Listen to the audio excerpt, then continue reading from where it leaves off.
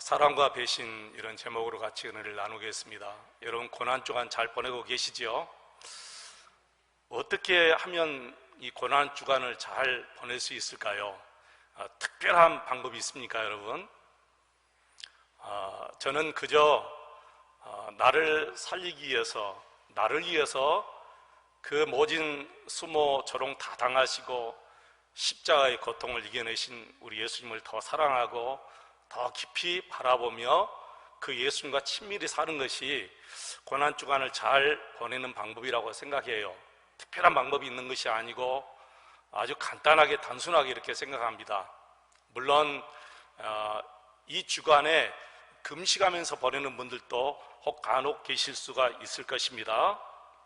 오늘 저녁은 고난 주간 수요일에 있었던 예수님을 향한 한 여인의 사랑과 3년 동안 동고동락했지만 돈 때문에 예수님을 배반한 가룟 유다를 살펴보면서 같이 은혜를 나누겠습니다. 그래서 흔히 고난주간 이 넷째 날 수요일을 사랑과 배신의 날 이렇게 부릅니다. 먼저 오늘 3절부터 9절까지를 보시면 한 여인이 시몬의 집에서 식사하시는 예수님께 와서 옥합에 담겨있는 매우 값진 향유를 깨뜨려서 예수님의 머리에 부어드리는 사건이 있습니다. 이 사건은 이 여인의 생활 여건에서 보면 정말 온 힘을 다하여 예수님을 사랑하는 최고의 표현입니다. 더 이상 어떻게 표현할 수 없을 정도로 최고의 사랑이었습니다. 8절에 보시면 예수님도 그것을 인정했지요. 뭐라 했습니까? 그는 힘을 다하여 그랬습니다. 예수님이 보시기에도 저 여인이 힘을 다하여 나를 사랑하는구나 라는 것을 예수님도 느끼고 알았다는 거예요. 이 사건은 진정한 사랑이 무엇인지, 예수님께 받은 은혜를 어떻게 보답하는지를 우리에게 잘 가르쳐주는 말씀입니다. 여러분, 진정한 사랑은 어떤 사랑이 진정한 사랑일까요? 진정한 사랑은 계산하지 않는 것이 진정한 사랑입니다. 계산하지 않는 것이 진정한 사랑이다. 이 여인은 값비싼 향유를 예수님의 머리에 부었습니다. 여러분께서 너무 많이 들으셨던 말씀이지요. 이 여인이 예수님께 부어드린 향유를 굳이 값으로 따지자면 5절에 보시면 300데나리온도 넘을 것이라 이렇게 계산에 빨랐던 가룟 유다가 말하지요. 4절에 보시면 어떤 사람이 화를 내며 그랬는데, 사실 요한복음 12장에 보시면 이 사람이 누구예요? 가룟 유다다라는 것을 성경은 말합니다. 유다는 회계를 맡아보았기 때문에 계산이 참으로 빠릅니다. 그리고 이 여인의 이름이 마리아라고 또 요한복음 12장에 나옵니다. 여러분, 300데나리온 하면 당시 노동자의 1년 임금이에요. 어마어마한 돈이죠. 여러분, 이 여인에게 얼마나 큰 돈이겠어요. 그런데 이 여인은 한순간에 그 엄청난 가치의 향유를 예수님께 부어드리는 거예요. 예수님께 대한 사랑은 값으로 계산할 수가 없습니다. 만약에 이 여인의 마음에 아깝다는 생각이 조금이라도 들었다면 드릴 수 있었을까요? 전혀 못 드리죠. 아깝다는 마음이 드는 순간 사실 누구도 이 어마어마한 돈을 드릴 수가 없어요. 근데 이 여인에게는 아깝다는 마음이 없어요. 오히려 더 드리지 못해서 못내 아쉬운 마음뿐일 것입니다. 여러분, 누구를 사랑하게 되면 자신이 가장 소중하게 간직한 것들이 아깝다는 생각이 들지 않습니다. 무엇을 계산해서 행동을 취할 수가 없어요. 사랑하니까, 내게 너무 소중하니까. 여러분, 그러지 않겠어요? 내 자식이 물에 빠져서 허우적거리고 있는데 내가 시간을 계산해요. 내가 들어가는 시간, 이 아이를 구해서 나오는 시간 다 합치면 나도 죽고 이 아이도 죽겠구나, 아니면 살겠구나, 이 계산을 하고 들어가는 부모가 어디 있어요? 바로 뛰어 들어가서 내가 죽든지 살든지 바로 들어가서 그 아이를 구해가지고 나오는 것이지요. 사랑하게 되면, 진심으로 사랑하게 되면 자신이 소중하게 간직한 것들이 아깝다는 생각이 이렇게 들 수가 없고 계산할 수가 없다는 거예요.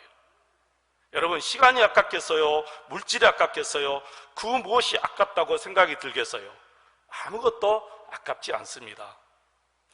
저는 신앙생활에 최고의 경지가 있다면 하나님 앞에서 물질을 초월하는 것이라고 자신 있게 말씀드릴 수가 있을 것 같아요. 아마 여러분도 만든 말씀이라고 생각하실 것입니다. 신앙생활의 최고의 경지, 좀 이상하게 들릴 수 있겠습니다만은 분명히 맞는 말씀에는 틀림이 없습니다. 제가 목회를 하다 깨우친 말씀이에요. 정말 하나님을 사랑하는가? 물질을 초월하는 것으로 보면 알 수가 있다는 거예요. 정말 하나님을 사랑한 사랑이 진심인가를 알려면 하나님께 물질을 줄 때 계산을 하는가 하지 않는가를 보면 답을 알 수가 있다는 것이지요. 여러분이 하나님께 11조헌금이나 감사헌금 그리고 여러 가지 많은 예물을 하나님께 드립니다만 그게 습관적인 헌금 생활인가 아니면 진심으로 감사해서 드리는 생활인가를 알려면 하나님 앞에 헌금을 드릴 때 아깝다거나 혹은 드릴 때 조금 주저하는 것을 보면 알 수가 있어요. 저는 어릴 때부터 이제 11조 생활을 훈련받았기 때문에 지금까지 한 번도 11조 생활할 때 아깝다 그런 생각이 한 번도 들어본 적이 없거든요. 근데 어느 땐가 갑자기 무서운 생각이 들었어요. 그게 무슨 생각이었냐면은 습관적인 헌금 생활을 하고 내가 하고 있지 않는가라는 생각이 갑자기 들더라고요. 여러분, 습관적인 헌금 생활은 아까운 마음이 드는 것보다 더 나쁜 생각이거든요. 더 안 좋은 생각이에요. 아깝다는 생각은 그래도 낳는 이유가 이것이 발전할 수 있어요. 감사하는 마음으로 발전할 수가 있는데 습관적으로 드리는 헌금 생활은 더 이상 발전할 수가 없는 거예요. 근데 습관적인 헌금 생활은 아예 감사하는 마음조차 없는 것이기 때문에 얼마나 그 습관적인 감사헌금이 무서운 여러분 생활입니까? 여러분은 헌금 생활하실 때 아깝다는 생각이 없으십니까? 그렇다면 정말 훌륭한 신앙생활을 하고 있는 것이지요. 그러나 혹시 모르니 다시 여러분의 마음을 점검해 보시기 바랍니다. 내가 깊이 감사하면서 드린지 아니면 너무 오래되다 보니까 나도 모르게 아무 생각 없이 습관적으로 감사헌금을 하고 있지 않는지 한번 점검해 보시기 바랍니다. 혹시 습관적으로 하고 계신 분들은 정말 이 말씀 듣고 바로 얘기하고 매주마다 헌금 드릴 때마다 감사하는 마음이 넘쳐야 돼요. 감사하는 마음으로 드려야 돼요. 나는 저와 여러분이 무엇을 드리든 액수가 많든 적든 상관없이 오직 우리 주님의 은혜를 생각하며 감사가 넘치는 마음으로 매일 드리시기를 축원합니다. 아무튼 계산을 초월하지 않으면 신앙은 자라나지 않을 뿐만 아니라 하나님께서 기뻐하시는 신앙의 경지에 이를 수가 없다는 것을 여러분 꼭 기억하시기를 바랍니다. 오늘 본문에 나오는 여인은 주님 앞에서 계산이 전혀 없습니다. 만약 이 여인이 그 향유값을 계산했다면 아마 못 드렸을 것 같아요. 여러분도 사실 그렇습니다. 11조 드릴 때 1년이나 혹은 5년이나 아니면 장기적으로 10년 동안 내가 드리는 11조를 한번 다 계산해서 하나님 앞에 드린다 생각해 보세요. 그거 큰 액수거든요. 그러면 못 드려요. 계산해서는 하나님 앞에 못 드리는 거예요. 그러니까 하나님 앞에서 헌금 생활은 초월해야 돼요. 물질을 초월해야 돼요. 그래야만이 하나님 앞에 내가 모든 것을 아낌없이 드릴 수가 있는 거예요. 이 여인이 향료를 예수님의 몸에, 저는 그런 생각이었어요. 이 향료는 예수님 몸에 조금만 이렇게 발라드려도 향유 냄새가 확 진동하거든요. 우리 여인들 그게 향수. 예. 향수를 사서 뿌릴 때도 제가 볼 때는 손등에다 조금 혹은 몸에다 조금 이렇게 바르고 나가지 누가 이렇게 막 화장품 바르듯이 막 바르고 나가신 분 있어요? 살짝만 발라도 이 향수 냄새가 진동하잖아요. 그래서 왜 이 여인이 그랬을까 생각해 보았어요. 도대체 이 마음이 어디에서 나왔을까? 답은 하나밖에 없어요. 예수님을 사랑하는 마음이 너무 넘치기 때문에 그랬다는 거예요. 이 아깝지 않는 마음은 바로 주님을 사랑하는 그 마음에서 나온 거예요. 다른 어디에서 답을 찾을 수 없어요. 도대체 이 행동이 어디서 나왔느냐? 이 아깝지 않는 마음이 어디서 왔느냐? 주님을 사랑하는 마음에서 나왔다는 거예요. 여러분, 사랑이라고 다 같은 사랑이 아니잖아요. 그래서 아가서 8장 5절 말씀 보시면 어떤 사랑은 죽음보다 강하고 그랬어요. 어떤 사랑은 죽음보다 강한 사랑이 있어요. 여러분, 그런 사랑으로 지금 아내를 사랑하십니까? 아마 자식은 그런 사랑으로 사랑해도 부부간의 사랑은 좀 식어서 그렇지 않을 수도 있겠지요. 그러나 부부간의 사랑도 죽음보다 더 강한 사랑으로 사랑하시기를 축원합니다. 사랑하는 교회 여러분, 여러분은 정말 우리 예수님을 얼마나 사랑하시나요? 여러분의 사랑을 무엇으로 증명할 수 있습니까? 성경 마태복음 6장 21절에 보니까 너희 보물 있는 것에 너희 뭐가 있다고요? 마음이 있다 그랬어요. 너희 보물 있는 것에 너희 마음도 있느니라. 하나님의 말씀은 정답이죠. 틀린 말이 아닙니다. 정말 쉬운 말씀이에요. 여러분이 인정하시면 여러분이 드리는 물질을 보세요. 그러면 정확하게 나는 어느 정도 우리 하나님을 사랑한다라는 답이 나와요. 하나님 앞에 드리는 물질이 내 마음을 설명해 주는 거예요. 하나님 앞에 인색하면 내가 예수님을 사랑하는 것이 작다는 거고, 하나님 앞에 인색하지 않다면 내가 주님을 그만큼 많이 사랑한다는 거 아니겠어요? 저는 마가복음 12장에 나오는 또 다른 여인을 생각해 보았어요. 그 여인이 누구냐? 이 여인은 이름이 없는 과부였어요. 이 과부가 어느 날 성전에 들어가면서 부자들과 함께 어울려서 들어가다가 헌금함에 헌금을 넣었어요. 근데 이 여인은 과부이기 때문에 냅돈, 엽전 2렙돈을 헌금함에 넣고 부자들은 많이 넣었어요. 그런데 그 모습을 누가 보셨어요? 예수님이 보셨어요. 예수님이 보시고 이렇게 말하죠. 마가복음 12장 43절 44절 같이 한번 읽어보실까요? 예수께서 제자들을 불러다가 이르시되 내가 진실로 너희에게 이르노니 이 가난한 과부는 헌금함에 넣는 모든 사람보다 많이 넣었도다. 그들은 다 그 풍족한 중에서 넣었거니와 이 과부는 그 가난한 중에서 자기의 모든 소유 곧 생활비 전부를 넣었느니라 하시니라. 이 과부의 생활비 전부는 냅돈 2개예요. 근데 예수님은 이렇게 말씀하셔요. 이 가난한 과부는 헌금함에 넣는 모든 사람보다 많이 넣었다. 이게 틀린 말이잖아요. 액수로 봐서는 이게 틀린 말이에요. 부자들이 더 많이 넣었어요. 근데 예수님은 무엇을 보셨느냐? 그 마음을 보시고 많이 넣었다 그렇게 말씀하신 거예요. 문제는 언제나 우리 마음이에요, 여러분. 마음이 있고 없고의 차이가 모든 것을 결정해요.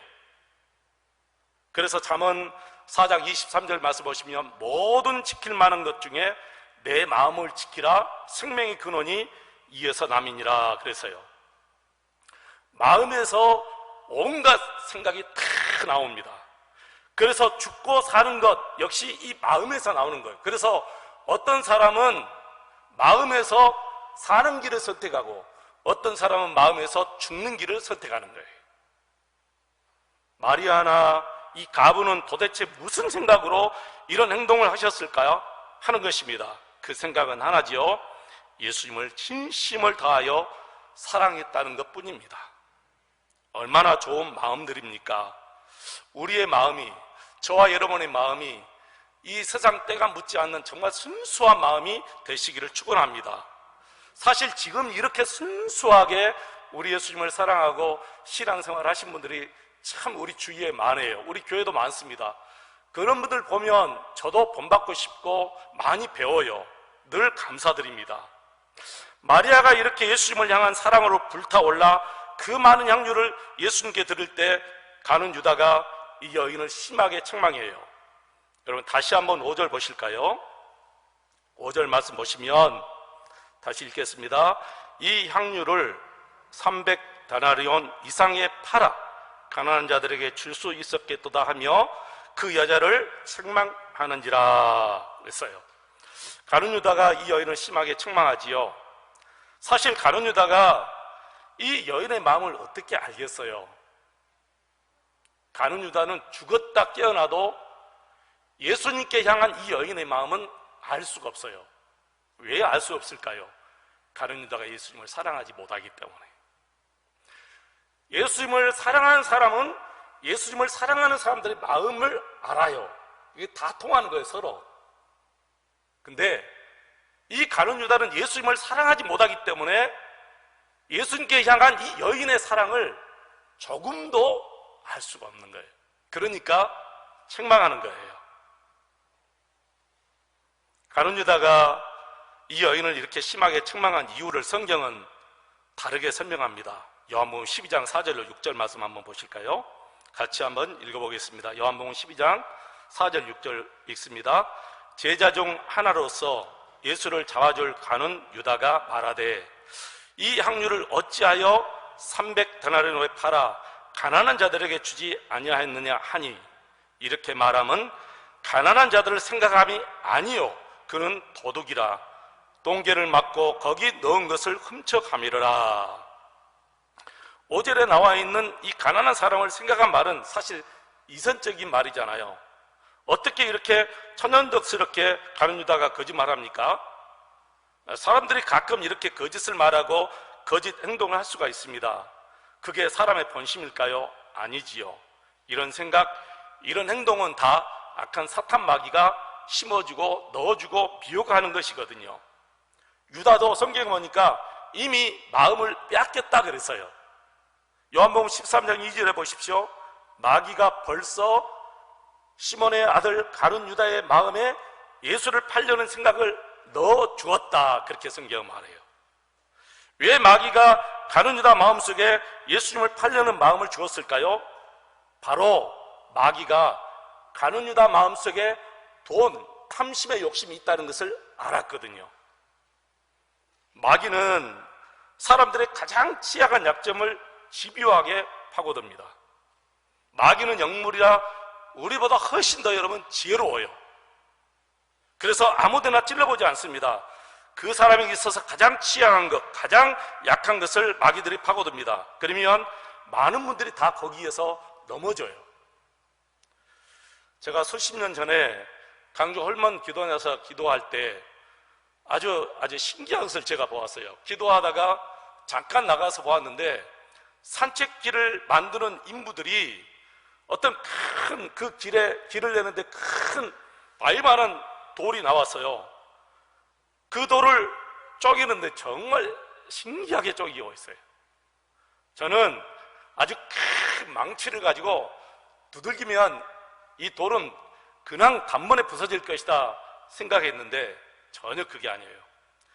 아주 작은, 날카로운 아주 작은 그 쇠가 있어요. 그리고 그 어떤 바위든지요, 흠집이 가는 데가 있어요. 흠집이. 아무리 단단한 바위가 됐든 어떤 바위가 됐든 흠집이 있는데 그 흠집에다 이 쇠를 대고 정으로 살짝 집어넣는데 이 바위가 부서지는 거예요. 너무너무 신기해서요. 지금이야 큰 기가 있기 때문에 순식간에 부숴버릴 수가 있는데 그때는 기가 없고 손으로 다 했기 때문에 그렇게 하는 거예요. 큰 바위가 있을 때 그 망치로 아주 큰 정을 가지고 때리는 게 아니고 조금이라도 흠이 간 거기에 쇠를 좀 넣고 살짝 집어넣는데 부서지는 거예요. 여러분, 사람이 어디 완벽한 사람이 있겠어요? 완벽하면 천사지 사람이겠어요? 다 약점이 있고 부족이 있는데 마귀는 바로 그것을 집중적으로 공격해서 넘어지게 만드는 거예요. 유다는 동기를 맡았기 때문에 돈에 대한 욕심이 분명히 있었다고 성경은 말합니다. 그리고 조금씩 그 돈을 훔쳐가는 습관이 있었어요. 근데 결국에는 아주 큰 돈을 소원에 넣을 수 있는 절호의 기회가 왔어요. 그게 뭐죠? 예수님을 8년 한순간에 은 30은 얻게 되는 거예요. 지금이야 은 30 아무것도 아니겠지만 그 당시 은 30이 얼마나 큰 돈이겠어요. 그동안 조금씩 헌금케 해서 가져갔던 이 가룟 유다가 이제는 단 한 번에 아주 큰 돈을 소원에 넣을 수 있는 절호의 기회가 왔는데 마귀가 그걸 모를 리가 없지요. 바로 예수님을 팔려는 생각을 가룟 유다 생각에 바로 넣어주니까 가룟 유다가 넘어가 버린 거예요. 누구나 그런 마음이 듭니다. 여러분도 그렇고 저도 그래요. 누구나 다 그런 마음, 욕심, 이성의 마음, 정욕의 마음, 혹은 탐심, 혹은 거짓말, 이런 것들이 다 마음에 들어와요. 근데 성경은 뭐라고 하느냐? 그때 그 마음을 품지 말라, 그렇게 말해요. 성경 그때 그 마음을 품지 말고 버리라는 거예요. 왜 그러죠? 그 마음을 품으면 결국에는 그게 죄를 낳게 된다, 그렇게 얘기해요. 품으면 죄를 낳게 돼요. 근데 버려야 돼요. 성경을 한번 보실까요? 에베소서 4장 26절에 보니까 분을 내어도 죄를 짓지 말며 해가 지도록 분을 마음에 품지 말라. 분만 마음에 품지 말라는 소린가요? 아니에요. 정욕의 마음도 품지 말아야 되고, 또 어떤 거짓말하는 마음도 품지 말아야 되고, 어떤 다른 탐심의 마음도 품지 말아야 돼요. 이걸 품었다가는 결국에는 이게 죄로 결국에는 잉태하고 결국에는 출산하게 돼요. 야고보서 1장 15절에 뭐라 했어요? 욕심이 잉태한 즉 죄를 낳고 죄가 장성한 즉 사망을 낳느니라, 그렇게 말씀하십니다. 여러분, 결론적으로 말씀드릴게요. 마리아나 이 가부가 우리 예수님께 이렇게 했을 때 그 결말이 어떻습니까? 이 두 분이 자신의 행동의 결말을 보았을까요? 물론 그것은 여러분의 상상에 맡기겠어요. 이 두 분이 이렇게 하고자 했을 때 결말이 어떻게 끝날까? 이게 상상을 했는지, 생각을 했는지, 생각하고 했는지, 안 하고 했는지 모르겠지만 아무튼 그 상상은 여러분께 맡기겠습니다. 저는 이 두 분의 결말을 상상해 보았어요. 물론 마리아는 그 자리에서 예수님께 큰 칭찬을 듣지요. 오늘 8절 말씀 다시 한번 읽어보실까요? 그는 힘을 다하여 내 몸에 향유를 부어 내 장례를 미리 준비하였느니라. 9절 같이 읽겠습니다. 내가 진실로 너희에게 이르노니 온 천하에 어디서든지 복음이 전파되는 것에는 이 여자가 행한 일도 말하여 그를 기억하리라 하시니라. 이게 이 여인에 대한 결말이에요. 이렇게 예수님께 대한 큰 사랑을 드릴 때 이 여인에 대한 결말이 이렇게 나온 거예요. 얼마나 소중한 결말입니까? 저와 여러분의 결말, 우리 인생의 결말이 이렇게 끝나기를 바랍니다. 그러면 이 땅에서만 그랬을까요? 천국에 가면 얼마나 큰 상급이 있을까요, 여러분? 자, 그 다음에 이 과부, 두 랩돌을 들었던 이 과부 결말은 성경에는 없어요. 근데 제가 혼자서 상상해 보았어요. 이 여인의 남은 삶이 1년이 됐는지 2년인지 아니면 10년이 됐는지 저는 몰라요. 성경 기록가 있지 않으니까. 근데 생각해 보니까 그 남은 삶은 예수님이 반드시 책임져 주셨다라는 생각이 확 드는 거예요. 왜 그랬을까요? 예수님이 분명히 말씀하셨잖아요. 이 과부, 이 여인이 누구보다도 가장 많이 드렸고 자신의 생활비 전부를 드렸다고 예수님이 분명히 말씀하셨어요. 근데 예수님이 그거 보시고 아무런 조치를 취하지 않았을까요? 이 과부에게 아무런 도움을 주지 않았을까요? 저는 그렇게 생각하지 않아요. 예수님이 이렇게 말씀하셨다면 분명히 이 과부가 죽을 때까지 예수님은 이 여인이 알았든 몰랐든 예수님이 정말 모든 생활 속에서 너무나 세밀하게 축복해 주셨을 것이다. 제 말이 틀린가 맞은가 천국 가서 물어보시기 바랍니다. 저는 확실해요. 이 여인은 계산하지 않았어요. 마리아도 그렇고 여러분 이 과부도 하나님 앞에 드릴 때 계산하지 않고 드린 거예요. 계산하면 못 드립니다. 그리고 계산하면 그건 사랑이 될 수가 없어요. 진정한 사랑은 계산해서 하는 사랑은 진정한 사랑이 될 수 없는 거예요. 사랑하는 성도 여러분, 남은 고난주간, 남은 날 다 주님을 사랑하시고 더 주님을 바라보시고 우리 예수님과 친밀히 동행하는 귀한 하루하루 되시기를 주의 이름으로 축원을 드립니다.